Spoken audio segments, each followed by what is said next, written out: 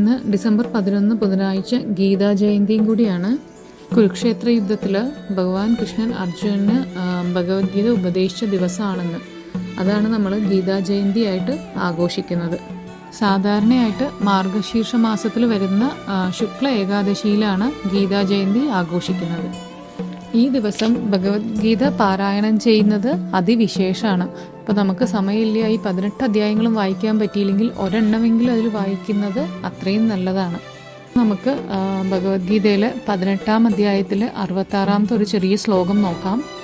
അതിപ്രകാരമാണ് പറയുന്നത്: സർവധർമാൻ പരിത്യജ്യ മാമേകം ശരണം വ്രജ അഹം ത്വാ സർവപാപേഭ്യോ മോക്ഷയിഷ്യാമി മാ ശുചഃ.